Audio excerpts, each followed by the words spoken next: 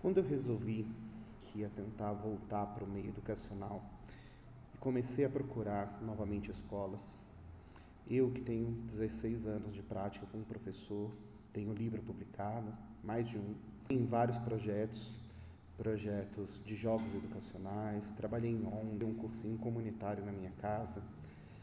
Eu que trabalhei em vários segmentos e que dei aula de filosofia, de história, de xadrez. Eu que tenho formação pela USP, tenho mestrado, tenho doutorado.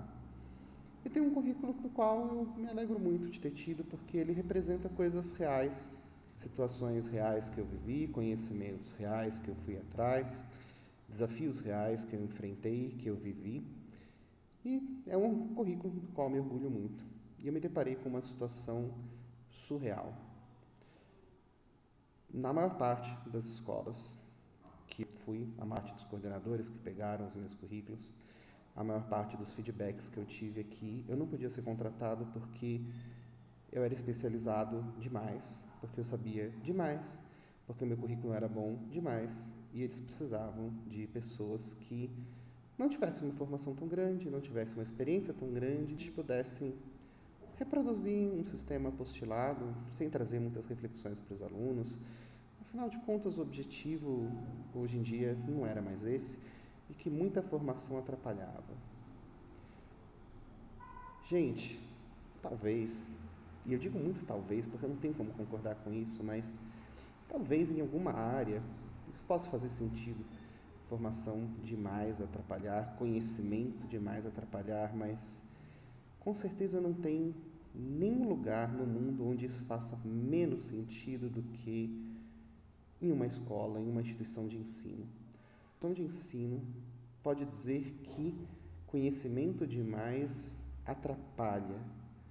Como que uma instituição de ensino pode, em sã consciência, no ensino, defender que alguém não pode, porque conhece muito, porque tem muita experiência, porque teria condições de ensinar?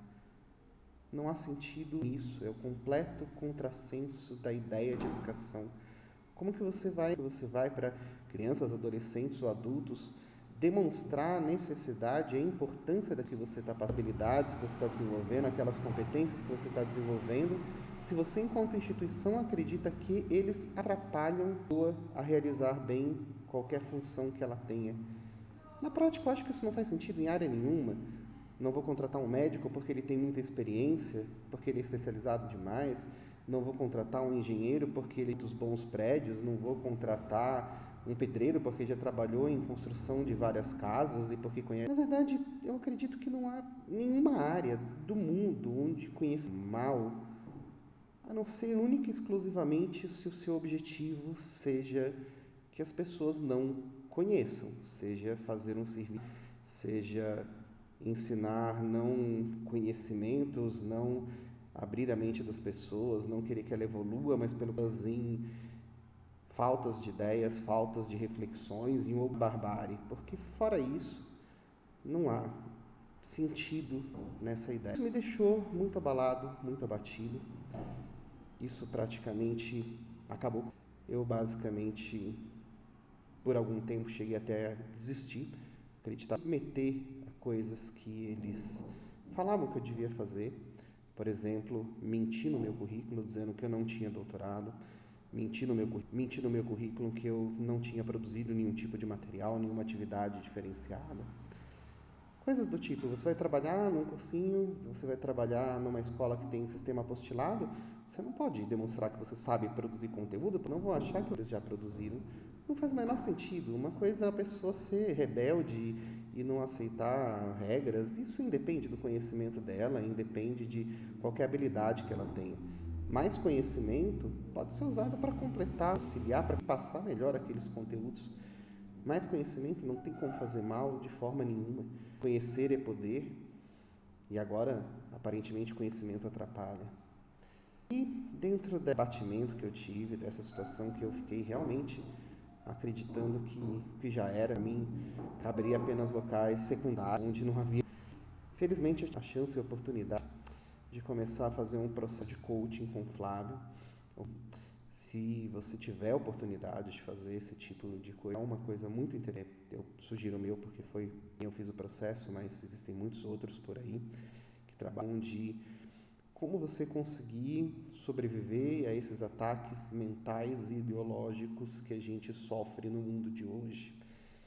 Aparentemente, de alguma forma, a Guerra Fria foi uma guerra ideológica, mas a sociedade que a gente vive hoje também é uma guerra ideológica. Aparentemente, guerras ideológicas existem desde sempre. Se eu for pensar na Idade Antiga, se eu for pensar na Idade Média, não tem como deixar de lado reflexões que demonstram que guerras ideológicas sempre existiram. E eu, como historiador, eu como professor de história, como uma pessoa que conhece um pouquinho mais esse respeito, consegui perceber que realmente a gente está em uma situação onde não conhecer não faz mal, mas conhecer pode não ajudar nos objetivos das pessoas que não querem que outros tenham conhecimento. Mas se eles querem passar essa ideia, e muitos acabam comprando isso, eu não estou dizendo coordenadores de escola nos quais falaram aqueles comentários, eles são apenas alguns que já se deixaram abater por uma ideia muito mais forte que veio assolando o país e o mundo. Pensando em obscurantismo, é só a gente parar e começar a olhar um debate político, por exemplo, e querer comparar o nível de um debate de agora com o nível de debate de 10, 20 anos atrás. É só a gente comparar o nível de políticos que assumem o poder, mesmo nos Estados Unidos ou no país, no mundo como um todo, e a gente vai perceber que a gente realmente está vivendo uma época, e não é a primeira vez na história em que acontece algo assim.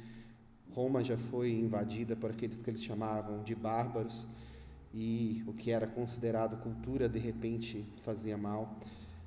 A gente tem muitos momentos na história onde aparentemente conhecer fazia mal, mas as pessoas que sobreviveram àquilo, as pessoas que mantiveram aquele conhecimento, quando elas conseguiram se unir novamente, elas mostraram que o conhecimento é bom, é importante, conseguiram superar aqueles desafios daquelas épocas e no final das contas elas acabaram de alguma forma assumindo o controle da situação e revertendo tudo aquilo. Então, em um vídeo muito simples, muito rápido, como eu disse, pessoal, se eu posso de alguma forma, porque eu vi muitos professores que tinham mestrado, que tinham doutorado, muitas pessoas que estavam começando a fazer faculdade. Em um comentário que eu coloquei em uma página que eu sigo, eu tive mais de 2.000 pessoas comentando. 2.000 pessoas é muita gente. Alguns querendo me dar força, alguns dizendo que realmente o conhecimento atrapalha, alguns desejando a minha morte. Sim, infelizmente é ridículo como que hoje em dia a gente tem essa situação de pessoas com pleno ódio de qualquer um que fale qualquer coisa que seja um pouquinho diferente, já recebem discursos de ódio. Mas dá para perceber que há muita gente que está numa situação parecida com a minha e está se abatendo, e está escondendo o conhecimento, e está mentindo no currículo para fingir que sabe menos, e está procurando pessoas que já tinham... Eu conheci uma semana atrás uma professora que tinha mestrado, tinha muito tempo de experiência na área de história também, hoje em dia está fazendo curso técnico e fingindo não ter os outros conhecimentos. Isso é uma coisa que está acontecendo em geral com muitos professores. Então, é uma mensagem de esperança para vocês e não vamos deixar abater, que quanto mais a gente aceitar que a ideia de conhecimento é ruim, a gente está perdendo essa batalha, mas juntando as pessoas que têm conhecimento juntas, a gente pode conseguir reverter essa situação. E reverter pode ser uma sobrevivência, uma resistência cultural, pode ser reverter mesmo, mas nos dois casos a gente vai ganhar muito mais do que aceitando baixar a cabeça e agindo como burros que a sociedade muitas vezes espera que a gente haja, porque tem medo de transformações, e tem medo de evoluções, e tem medo de tudo que pode ser feito quando a gente conhece, quando a gente se dedica a passar esse conhecimento adiante.